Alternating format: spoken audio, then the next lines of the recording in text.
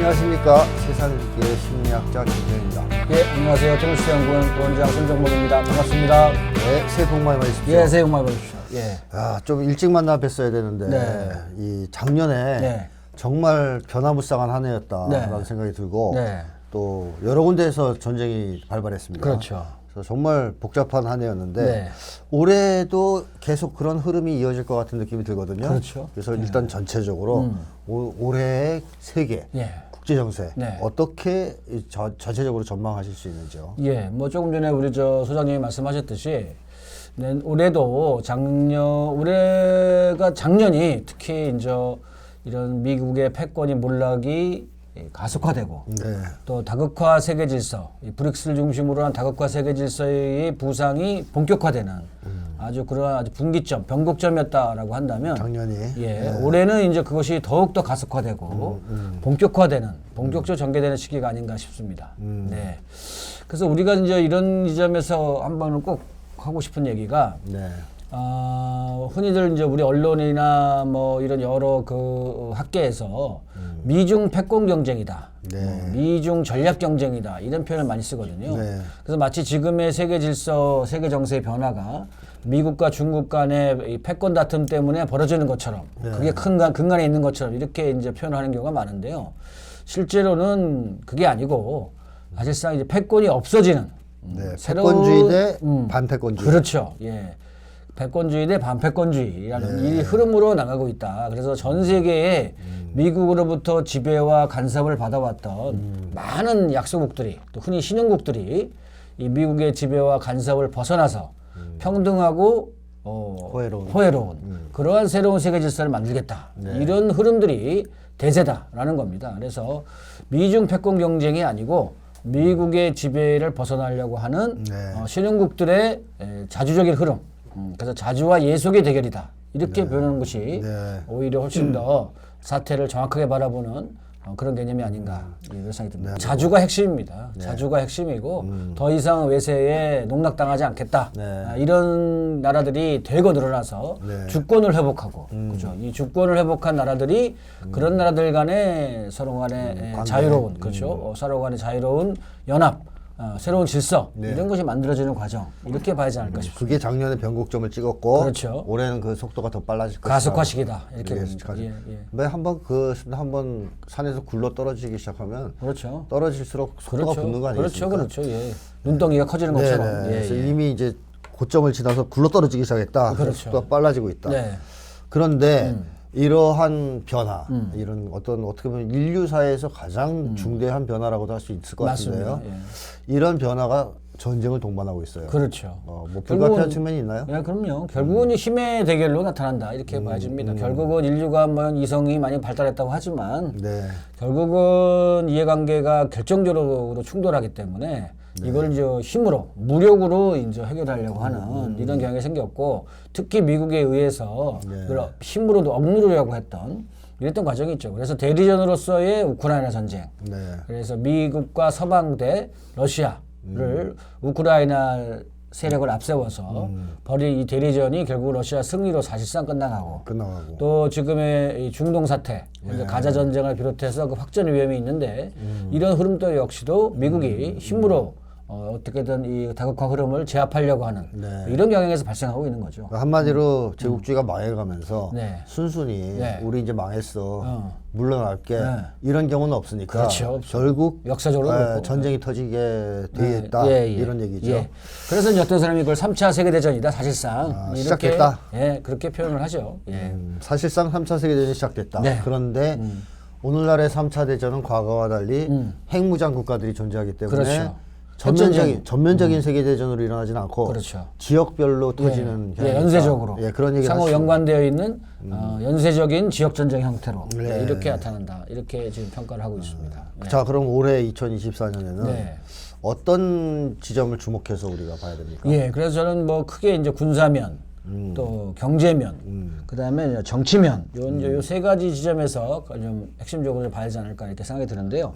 이 군사면이라고 한다면 역시 우리는 이제 한반도에 살고 있으니까 그렇죠. 제일 큰 문제는 이제 한반도의 전쟁 위기. 이 문제가 이제 제일 크죠. 지금 심각합니다. 심각하죠. 예. 이따 같이 한번 얘기를 해보겠습니다만 일단 우리가 제일 주목해야 될 점은 한반도의 전쟁 위기. 사실 근데 이게 우리나라만의 문제는 아니에요. 이게. 그렇죠. 전 세계적으로 미국이 어떻게 보면은 힘이 집약되어 있는 곳이 여기 한반도 동북아이기 때문에 여기서 어떤 형태로든 전쟁이 터진다면 결정적인 어떤 분기점이 분기점이지 않을까. 미국이 무너지느냐, 안 무너지느냐, 아주 결정적인 지점이 될 것이다 이렇게 보여지고요. 그다음에 이제 우리가 벌써 3년 차를 맡고 있는 우크라이나 전쟁. 우크라이나 전쟁이 이제 언제 어떻게 어떤 식으로 마무리될 것이냐 이런 게 있고요. 지금 현재 세 번째로는 이제 가자 전쟁, 팔레스타인과 이스라엘과의 전쟁인데 이것만이 아니고 지금 확전의 위험이 있죠. 그래서 지금 시리아, 이라크, 예멘, 이란 등등 여러 중동의 각국들이 지금 참전하느냐 마느냐 이걸 놓고서 지금 뭐 계속 그 흉결의 교육을 하고 있는데 이게 어떻게 전개될 것이냐 이게 것이 우리 군사전면에 있어서는 아주 중요한 포인트다. 그렇게 하고 그 외에도 이제 베네수엘라 현재 가이아나하고의 분쟁이 계속 영국이 또 거기 개입하고 있고 미국하고 그다음에 아프리카에서도 역시 또 서양 세력들이 계속 개입하고 있기 때문에 뭐 언제 어디서든 또 다른 분쟁이 터질 수 있다 이렇게 봅니다. 복잡다단한 세계에 그렇죠. 전쟁이 여기저기서 터질 위험이 있는 상황이다. 네, 맞습니다. 그럼 경제 쪽에서는 어떤? 경제 쪽에서는 물론 일단은 경제 협력을 추진하고 있는 브릭스가 작년에 브릭스 11이 됐다가 아르헨티나가 또 뭐 희한하게 되면서 아르헨티나가 안 하게 돼서 브릭스 10이 됐는데요. 이 브릭스가 이제 올해 어느 정도로 확대될 것인가 뭐 이런 문제가 이제 중요한 형태죠. 그와 연관돼서 미국의 달러 체제, 달러 기축 체제, 미국이 경제 패권을 해주는 이 달러 기축 체계가 이제 어떻게 될 것인가. 그다음에 그와 대안으로 제기되고 있는 자국 화폐 거래, 자국 화폐 거래와 그다음에 새로운 기축통화의 출현 이런 것이 올해의 전 세계 경제면을 좌지우지하는 아주 큰 문제가 될 것이다. 특히 달러 체제는 미 국채 문제하고 직접 연관되어 있기 때문에 미 국채가 허물어지게 되는 거라면 이거는 좀 크다란 심각한 문제가 되겠죠. 그래서 경제면은 세계 경제가 전반적으로 불안한 가운데 어쨌든 달러 체제의 존폐의 문제가 아주 중대한 어떤 기로에 쓰는 해가 아닐까 그런 생각이 듭니다. 그 달러가 기축통화로서의 지위를 결정적으로 상실하느냐, 그렇죠. 아니면 그나마 잔명을 좀 유지하면서 버티느냐가 좌우될 수 있다. 그렇죠. 정치 쪽에서도 올해 한 해가 아주 파란만장한 한 해 아닙니까? 아주 파란만장한 한 해죠. 그래서 실제로 정치면에서 올해 한 76개국, 100여 개의 선거가 있다고 합니다. 그 중에서도 중요한 선거가 이제 우리 한국의 총선. 그 다음에 이제 미국의 대선, 그죠? 11월. 그 다음에 6월에 있을 유럽의 선거. 이게 또 미 대선만큼 중요하다고 합니다. 아주. 유럽의 정치 지형을 바꾸는 선거고요. 그 외에 영국의 총선, 오스트리아 총선, 뭐 핀란드 대선, 뭐 포르투갈 대선인가 총선인가 뭐 이런 게 쭉 현재 진행이 될 예정이고 어쨌든 올해가 뭐 대만 선거도 있고 그래서 올해가 아주 심각할 정도로 선거의 해네. 선거의 해입니다. 선거의 해. 내년도 사실 그런 게 있는데요. 올해가 아주 선거의 해로서 세계 정치 지형을 뒤바꿀 아주 큰 흐름이 나타나지 않을까 이런 생각이 들고요. 또 한 가지는 이제 브릭스하고 상하이 협력기구, 그다음에 유라시아 경제연합 이 세 개의 이제 국제적인 협력 체계가 통합을 하려고 하는 시도가 있습니다. 통합을 하게 되면 유엔 다음으로 엄청나게 큰 국제적인 연대 협력체가 등장할 텐데 지금 브릭스가 비단 경제 협력만이 아니고 이번에 가자 사태에서 보듯이 이 그 정치 안보 군사 안보 이런 쪽까지도 이제 영향을 넓히는 이런 모습을 좀 보이고 있기 때문에 아무튼 대단히 중대한 정치적인 한 해가 되지 않을까 그렇게 보여집니다. 올해도 작년 못지않게 그렇죠. 오히려 더 복잡다단한 변화가 또 아주 변화무쌍한 흐름들이 있을 거라는 예측이시죠. 주요 사안 말씀하신 것 중에서 특히 관심 가는 것 중에 하나가 이제 우크라이나 사태입니다. 3년 차에 접어들었는데 어떻게 올해 안에 이게 마무리가 될 가능성이 있습니까? 그렇죠. 뭐 사실상 전쟁은 이미 러시아의 승리로 끝났다. 이미 끝났고 사실상 종결 수순이다 이렇게 보여지는데요. 근데 사실은 미국 입장에서는 대단히 힘든 거죠 이게. 그렇죠. 한 지금까지 2014년부터 지금까지 최근까지 퍼부은 돈이 2천억 달러에. 이쪽에다 우크라이나에다. 예, 전쟁 이후부터는 1,100억 달러. 피해 1,100억 달러 우리나라 돈 얼마입니까? 모르죠. 이게 한 150조. 하여튼 어마어마한 돈을 네, 갖다. 어마어마한 돈을 한국 한국 예산보다는 작겠네. 어쨌든 한 150조 정도 돈을 퍼부었는데 이게 이제 고스란히 실패로 지금 귀결이 되었고, 그 다음에 천하무적이라고 자랑하던 미국의 군사력, 이게 형편없다라는 게 드러났어요. 별거 없다. 또 서방의 군사력, 서방의 군사력들도 참 별거 없다. 다 덤벼도 러시아한테 안 되더라. 다 덤벼도 러시아한테 안 되더라. 이런 게 나오죠. 지금 단적인 예로 미국이 자랑하던 패트리어트, 그런 그 대공 MD 체계, 이게 지금 몇 대가 지금 다 부서졌어요. 진짜 러시아의 극초음속 공격 앞에 속수무책이었죠. 속수무책. 그래서 아무것도 지금 하나도 제대로 못 맞춘 그러한 엄청나게 비싼 그런 장비가 실제로는 현장에서 별 쓸모도 없었다라는 것을 눈으로 보여줘가지고 미국의 군사력이 엄청 형편없다라는 게 드러났죠. 또 유럽도 마찬가지고. 이런 문제로 인해서 사실 미국이 이 패배를 인정하기 참 어렵습니다. 인정하면 패권이 추락되고 그렇죠. 유럽에서 안 하자니 답이 없고 그렇죠. 그런 상황이다. 그래서 지금 서서히 지금 어쨌든 원래 추가로 지원하기로 했던 돈도 지금 안 주고 있잖아요. 유럽도 그렇고 이제 미국도 그렇고. 그런데 당장 끊자니 젤렌스키가 무너져. 무너지면 이게 또 망하니까. 그러니까 안 무너질 정도만 돈을 주면서 그리고 약간의 미사일도 공급하면서 그러면서 어떻게든 좀 시간을 끌려고 하는 이런 경향이 강해지는데요. 시간을 끌고 있다. 사실 이제 시간을 끌면 끌수록 불리해지는 건 누구냐? 제일 불리해지는 건 유럽입니다. 유럽 애들이 지금 어쨌든 러시아산 가스와 석유를 자기 스스로 제재를 가해가지고 셀프 제재해서 거꾸로 자기가 당하고 있잖아요. 그래서 지금 미국으로부터 4배나 비싼 가스와 석유를 지금도 구입하느라고 지금 원재료값이 엄청나게 뛰어서 실제로 유럽의 주요 기업들이 다 망하고 있습니다.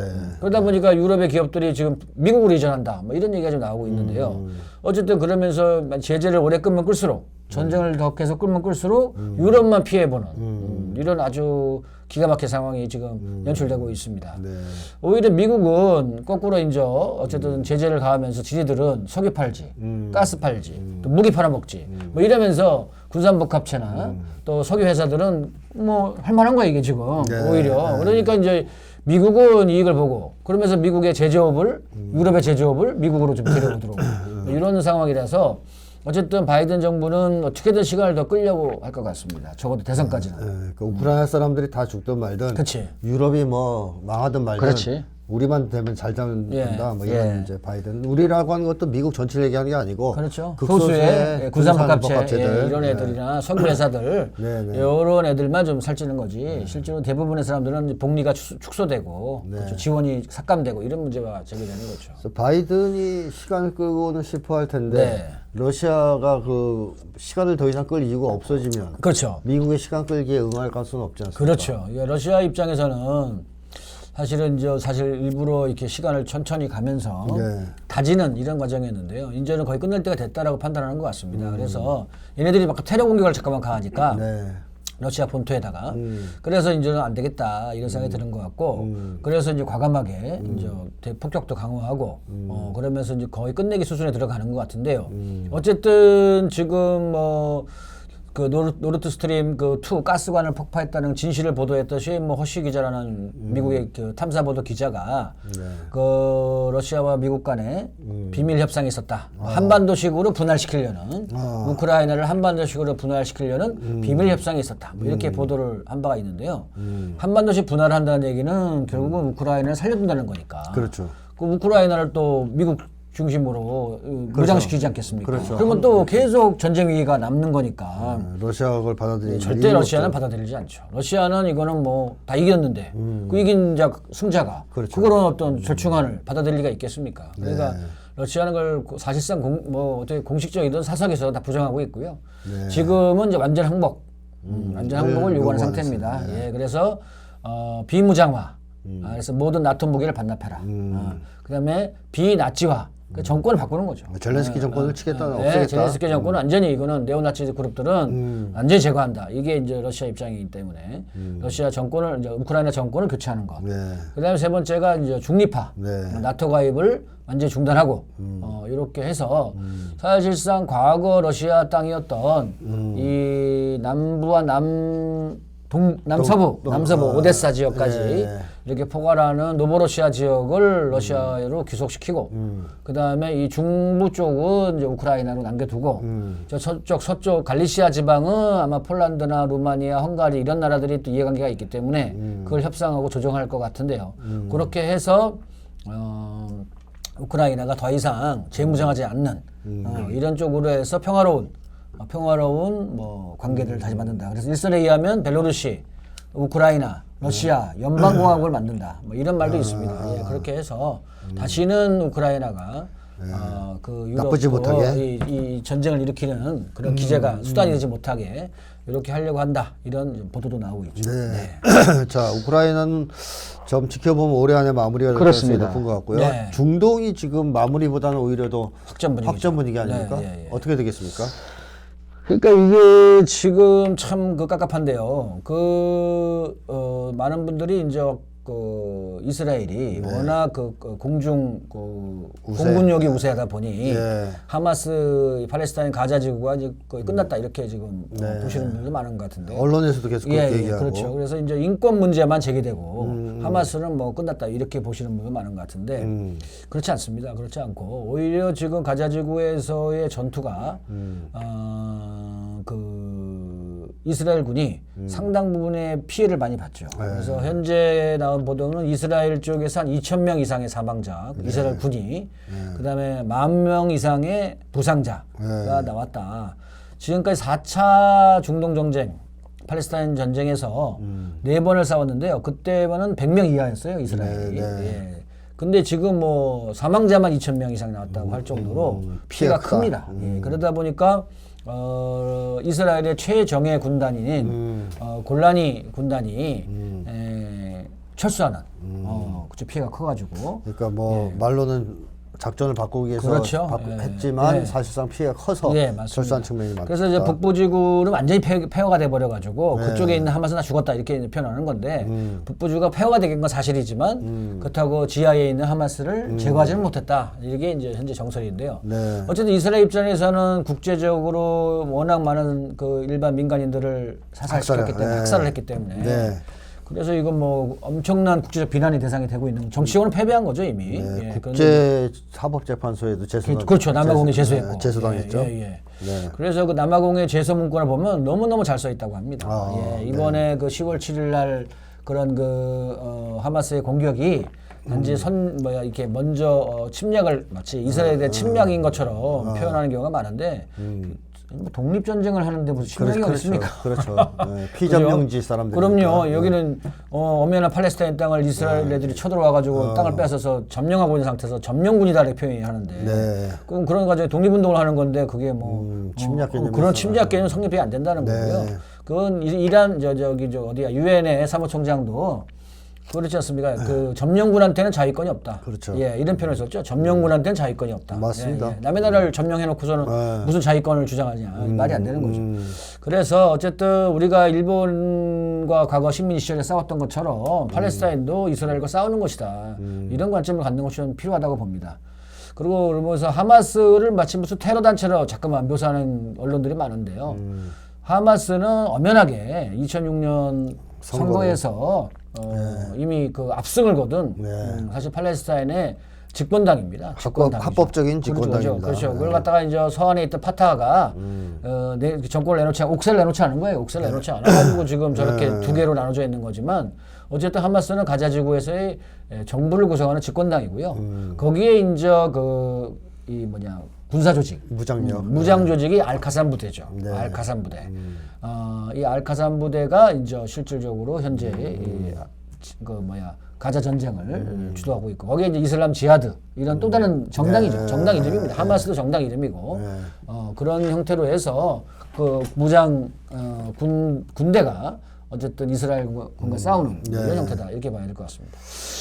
그래서 요런 흐름에서 올해는 어떻게 이게 전개될 것인가? 그래서 지금 현재 어쨌든 이스라엘의 이제 저 하마스의 그런 군사력이 상당 수준에 다 있다라는 것이 이미 확인이 되었고요. 두 번째는 지금 예멘에서 후티가 후티가 세계 최빈국이라고 일컬어지는 후티군을 지금 홍해를 사실상 봉쇄한 거잖아요. 네, 그렇죠. 이거 어마어마한 겁니다. 전 세계 물동량의 거의 12%, 그다음에 석유의 30%를 하는 수송로가 이 홍해 수송로인데 이거를 지금 그 후티군이 지금 사실상 봉쇄하고 있어서 이거를 이스라엘로 나가는 선박들을 다 봉쇄해서 이스라엘이 엄청난 피해를 보고 있죠. 그래서 가스, 석유, 물 각종의 상품들을 지금 제대로 선적을 못하고 수출 못하는데 수입도 못하고 이런 현상이 되면서 미국이 이걸 어떻게 해결하려고 연합군을 편성했지만 연합군이 다 해체됐어요.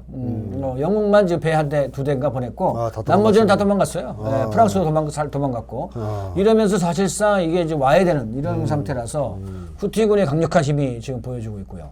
그 다음에 이제 시리아와 이라크에서 미군 기지 공격. 계속적인. 그렇죠. 계속적으로 현재까지 120회 이상 시리아와 이라크의 미군 기지를 공격을 해서 미군 철수를 요구하고 있고 이라크 정부가 이번에 그 이라크 총리가 이제 아예 그렇죠. 미군 애들이 이라크 군사 지도자를 암살을 했죠. 암살을 하는 바람에 이 더욱더 공식적으로 미군 철수를 요구하는 단계를 이뤘습니다. 그래서 이란까지 안 나서도 지금 이라크, 시리아, 예멘, 그다음에 레바논, 헤즈볼라에 또 가서 이놈들이 암살했죠. 예, 그 시리아, 레바논에 베이루트에 들어가가지고 하마스 지도자를 암살했고 알 아루리.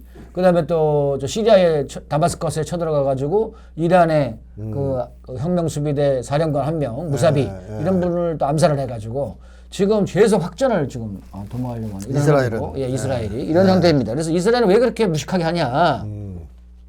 네타냐후가 지금 이 가자지구 전쟁이 제대로 안 풀린 조건 하에서 이대로 만약에 휴전을 한다거나 전쟁을 멈추게 되면 그 네타냐후는 끝납니다. 예, 네타냐후가 워낙 지지도가 7%밖에 안 되고 이미 뭐 이스라엘 국민들이 뭐 윤석열 이상으로 지금 완전히 아웃이라고 평가하고 있기 때문에 이 전쟁이 끝나는 순간 또 전쟁이 멈추는 순간 네타냐후는 끝납니다. 그래서 네타냐후는 어떻게든 전쟁을 계속 해야 돼요. 그러니까 계속 그러니까 미국을 또 당겨야 돼.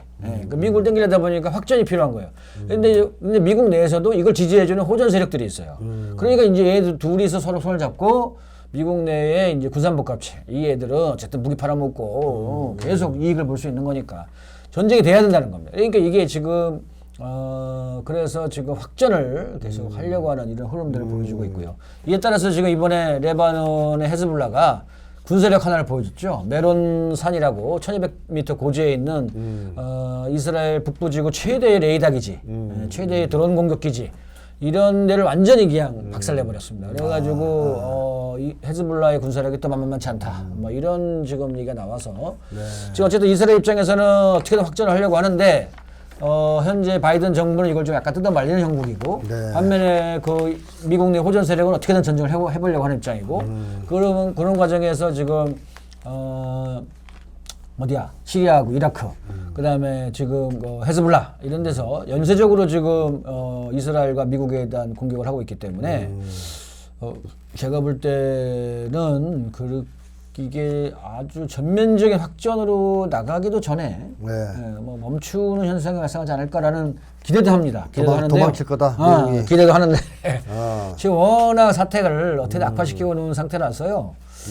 예, 어쨌든 간에 지금 두고 봐야 된다. 더 두고 봐야 될 상황인데 확전이 되면 이란은 48시간 내에 이스라엘을 끝장내겠다 이렇게 얘기한 바가 있고요. 또 미국도 현재 시리아와 이라크 기지에 있는 미군이 3,400명밖에 안 되기 때문에 지금처럼 뭐 120회 이상 매일같이 5번씩 공격을 한대요. 그러니까 공격을 해서 몇십 명씩 한 달에 50명씩 사상을 해서 1년만 끌면 600명이 사상을 하는 건데 3,400명 가운데 600명 정도가 뭐 일을 할 수 없는 상태가 되면 미군도 철수할 수밖에 없습니다. 증파하지 않는 이상. 근데 증파할 수가 없어요, 지금. 그래서 어쨌든 제가 볼 때는 이 전쟁은 사실상 미국과 이스라엘의 패배로 끝나지 않을까 이런 생각을 합니다. 지금의 중동의 각국들이 무장력이 보통이 아닙니다. 그리고 그렇기 때문에 미국과 이스라엘이 이제 핵전쟁 핵카드를 꺼내들지 않는 이상 이 전쟁이 승리하기 어려울 것이다. 이렇게 지금 보여집니다. 근데 어쨌든 올해는 계속 끌 것 같다. 네, 알겠습니다. 예. 올해 한 해에도 내내 전쟁이 계속될 가능성이 있는 지역이다라는 말씀입니다. 자, 일단 오늘은 여기까지 하겠습니다. 네, 고맙습니다. 감사합니다.